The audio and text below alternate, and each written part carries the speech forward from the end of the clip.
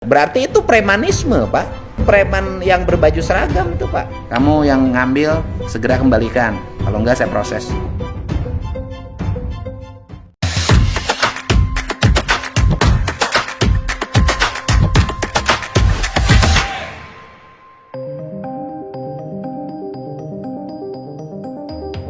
Kalau ada uang, matanya langsung bersinar hijau.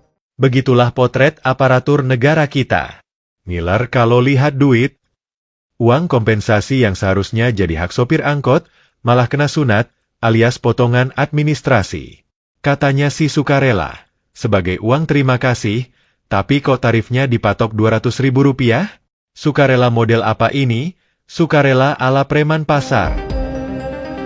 Mental sunat menyunat ini kayaknya udah jadi budaya.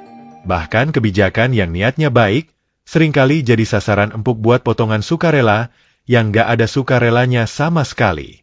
Padahal, Gubernur Jawa Barat, Kang Deddy Mulyadi baru aja bikin gebrakan ini, menghentikan sementara operasional angkot di jalur puncak selama libur lebaran 2025. Tujuannya? Mengurai kemacetan yang bikin semua orang pusing 7 keliling. Dan sebagai gantinya, sopir angkot diberikan kompensasi Rp1,5 juta, Rp1 juta tunai dan Rp500.000 dalam bentuk sembako. Solusi yang manusiawi bukan? Seumur hidup saya jadi supir angkot, baru kali ini Pak dapat duit dari pemerintah.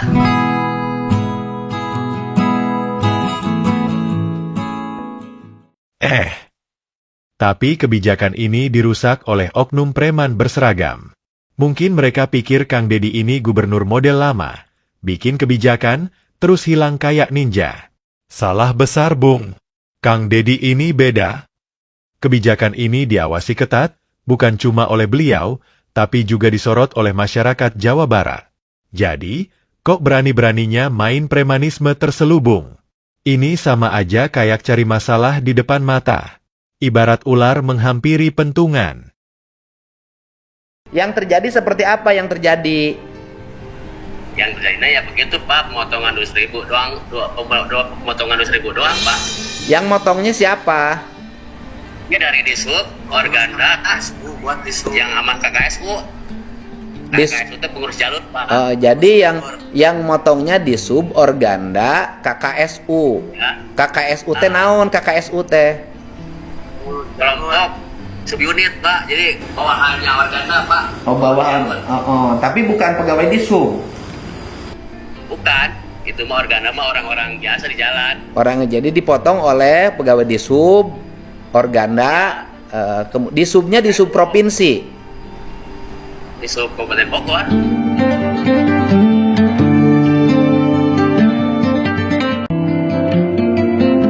Oh, bukan di sub provinsi, bukan? Bukan Pak. Oh, jadi yang motongnya itu di sub, ya oknum di sub Bogor, Ya. Organda dengan KKSU. KKSU juga bukan ketuanya Pak, ada oknum bawahan. Ada oknumnya. Kemudian seorangnya 200.000. Iya, 200.000. Kalau 200.000 kali 500 lumayan Pak, 100 juta. Iya Pak, makanya anak-anak yang bertanyakan yang itu Pak. Jadi buat apa uangnya gitu kan, kalau kita tahu jelasnya ya apa-apa. Ya uang. Nah itu penjelasannya uangnya dikemanain katanya. Nggak tahu Pak, kalau kita cuma dipinta aja 200.000 gitu. Bapak nyerahin.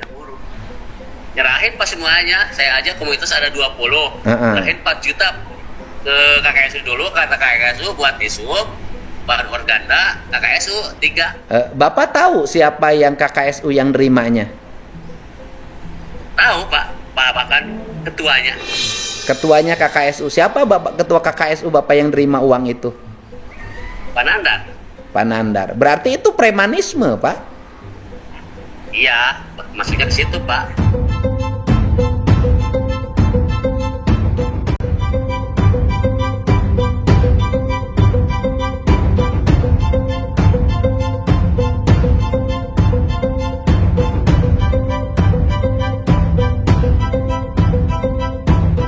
Ya Pak, ya itu preman yang berbaju seragam itu Pak, organisasi. Pak. Nah nanti Bapak kalau kemudian saya proses, saya minta polisi nangkep orang-orang yang motonginnya Bapak bersedia jadi saksi? Iya. Oh siap ya. Ya udah kalau saya aja, Pak. ya udah pokoknya saya ya udah saya backup. Saya gubernur yang backup. Iya, gitu. Ya kalau saya sih udah saya mau minta proses ini proses hukum aja, Pak. Saya. Kang Deddy Mulyadi tidak main-main soal kebijakan ini.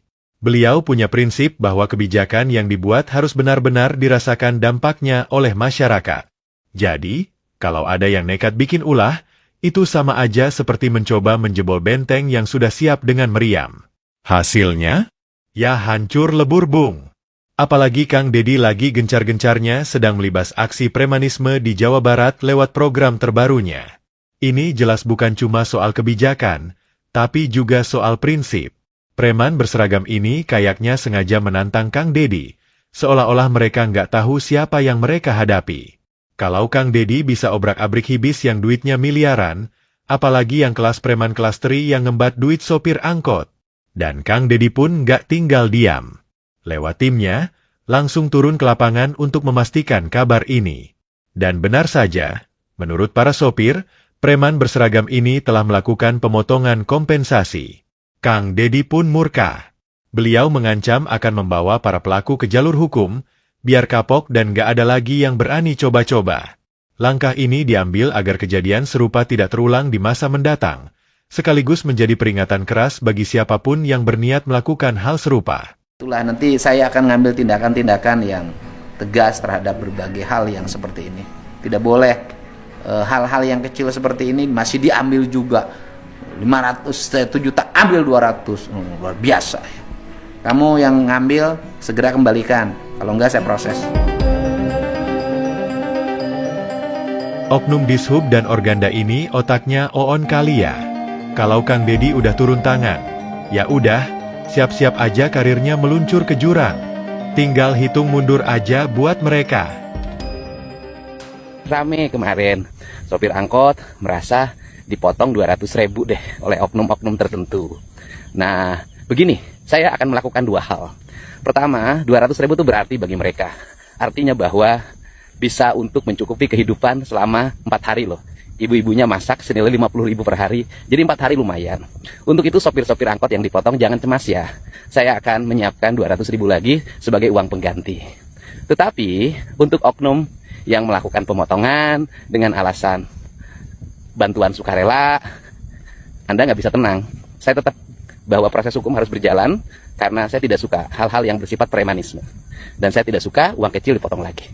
Nah, untuk itu, yuk kita jalan dua-duanya. Aspek hukum saja berjalan, tidak akan bisa mengembalikan uang 200.000. Tapi 200.000 dikembalikan oleh saya, dan kemudian yang hukumnya tetap berjalan. Itu namanya adil. Salam untuk semuanya, sehat selalu.